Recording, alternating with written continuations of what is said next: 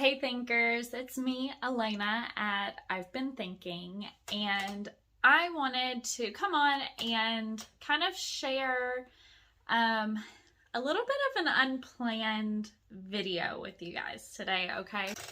So I had a really scary, in a lot of ways, experience last week that, say hi to Win, that I want to share with everybody, and a few thoughts kind of about it, because unfortunately this is not the first time I've had an experience like this, and I know plenty of other women who have had at least comparable experiences as well.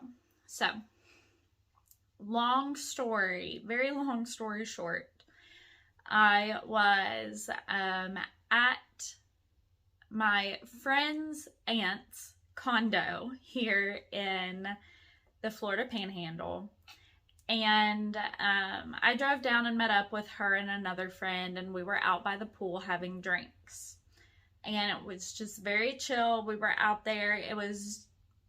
At this point, it was just two of us. So it was me and my friend I'll call Jay, because I don't know if she cares about me talking about her or not. I've not asked her. But it was my friend Jay and I. And she and I are hanging out in the pool. I had to drive home. So I had put my margarita to the side. I finished my margarita and I was drinking water, but she's staying there, so she's still drinking her margs, and we're being harassed from somebody on one of the balconies in the condo complex.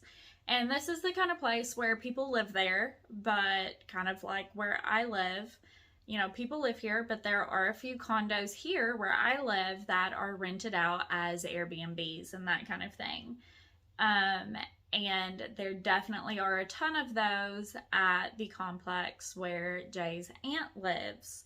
This is her home, but the complex, has tons and tons of Airbnbs because it's a perfect place for it. It's right on the water, got great amenities, walking distance to restaurants and bars. Check it out. No, I'm kidding. But we figured it was like water balloons being thrown at us, okay? And like I said, we're sitting out by the pool. So we're just like, whatever, it's probably some heathen children. We're just not, I'm annoyed. I'm trying to figure it out. So every time it would happen, I would shine my flashlight up there. But we never figured out for sure who it was. But this happens one time, and this man, who very well could have been the perpetrator the entire time, leans over his balcony, and he's like, "How's the water down there?" Yelling down from the fifth balcony. And my friend Jay is like, "Find out for yourself." Whatever. And she doesn't really invite him down, but she's like, "Find out for yourself. Why are you asking us?" And so he keeps yelling back and forth, and we're pretty much telling him, we're not being rude, but we're like, "Okay, cool, leave us alone," right? So more and more of that, well, it progresses. He keeps yelling down. And then my friend does ask him at one point, "Are you the one throwing water balloons at us?" And he's like, "No, I'm just watching a movie. My kids and wife are asleep in the condo. I'm just watching a movie." We're like, "Okay, it better be true." So we had reported that somebody was throwing water balloons at us. So a little while later, the security guard comes outside to check on us and see how everything is. And he comes out, and we're speaking to him, and this guy starts yelling down again, and he's like, "Hey, you guys okay? You guys okay?" And we're like, "Yes, we're fine. Please leave us alone." And the guard's like, "Has this?" We're like, "Yeah, this is an ongoing thing. He keeps yelling at us." So he's like, "All right." And he yells up, and he's like, "Hey, could you leave them alone?" This man on the balcony Just absolutely cannot stop. Cannot leave us alone. Keeps yelling down every few minutes. Are you okay? Are you guys okay? Are you guys okay? So he runs down there. Thank God the security guard is still with us at this point. He runs down. He goes, I'm coming down there. And guard goes, no, you're not. No, you're not. He goes, yeah, I am. Skedaddles. All of a sudden, he comes running out onto the patio where the pool is, and he pulls a chair up to us. We're sitting on the ground, just sitting there having a little like campfire girls night. There's no campfire, but you know, sitting on the ground, like chilling out, like we're teenagers again, just talking by the pool. And he pulls over the chair that has my things in it, okay? And he goes to touch my phone, and I said, you wait right there. Do not touch my things. No, it's fine. I said, no, it is not fine. You do not touch my things. No, it's fine. Are you guys? I said, no, you're not sitting in that chair and you are not touching my things. So then, okay. Sits down next to us, cross-legged, in between us. Are you guys okay? Are you guys okay? We're fine. Okay, there's nothing. And Jay, at this point, she's a little drunk. And she's like getting really upset. And I said, Jay, you hold on just a second. I said, sir, we're fine. You're the problem. You're the thing that's bothering us. No, are you guys won't let me speak. I said, you're going to shut up and you're going to let me speak. And you're going to explain to me why you think we're not okay. Are you guys okay? Are you guys okay? My friend Jay says, we're fine. You're harassing us. So at this point, he's told us earlier in the night, yelling down, yeah, I own a few properties here. We're like, okay, cool. Jay says, yeah, I live here too. She does sometimes. She lives there kind of part-time. So she's like, yeah, I live here. Cool. That was it.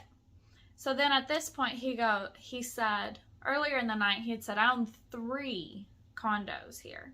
So at this point, he says, I own 4 condos here. What do you need? Why is that even relevant? Okay, why is that relevant? So he continues, I own 4 condos here. I said, that's really funny because earlier tonight you told us you own 3. Now you're saying you own 4. So that story doesn't match up. You're the one bothering us. This is the security guard and he's taking care of us. He's making sure we're okay. Please leave us alone. You're the one bothering us. We're fine. So he goes, oh, you live here? Where do you guys live? And thank God the security guard chimes in with, they're not going to tell you that. And I said, we're not going to tell you that. So long story short, he gets escorted back up to his room. Guard comes back out. He's like, I'm so sorry. 5 minutes later, starts again. Yelling down from the balcony. You guys okay? You guys okay? What the heck? What the heck? So, again, this has escalated. Long story short, the guard tells us, listen, the cops have to be called at this point. He's being ridiculous. He's harassing you guys. He's bothering other people, like he's bothering tenants. He walked me out to my car. He walked my friend up to her condo. It was just a really wild situation. I was like, listen, I just don't want to stay. I didn't really intend on staying in the first place, but I was like, Jay, I don't want to stay, but I want to know that you're safe, so can you walk her upstairs? He was like, you're safe here. I said, I know, but I need to go home anyway. So again, they walked me out to my car. This man had come out and watched the guard and my friend walk me to my car from his balcony. From the front, the entrance. He had come outside to watch that happen. What the heck? What is wrong? So, in light of that, okay, I did a little research. And I started out by looking up male savior complex or savior syndrome, which is not a specifically male thing. That's just what I Googled and then savior complex in general is the title of the situation here. But it is often referred to as white knight syndrome.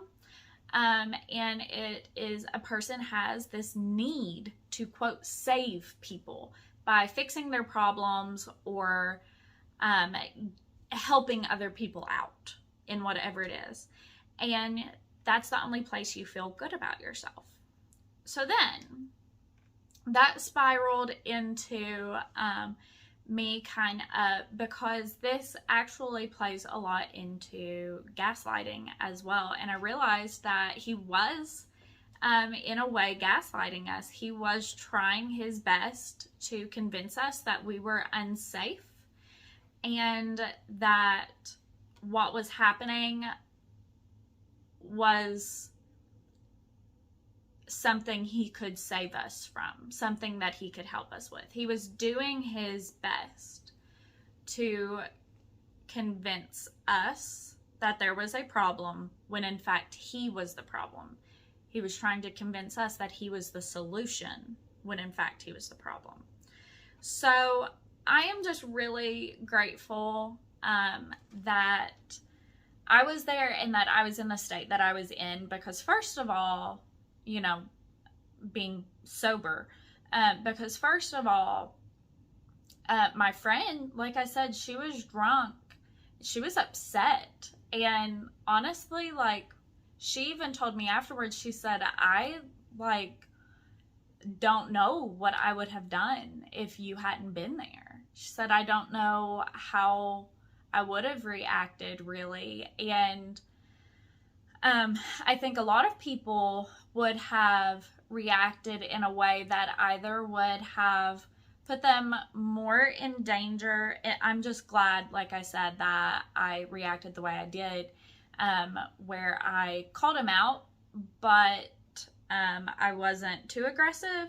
And also I did feel more empowered to be as aggressive as I was, because we had the backing of that security guard there, who was thankfully witness to all of this and saw that this man was the one harassing us.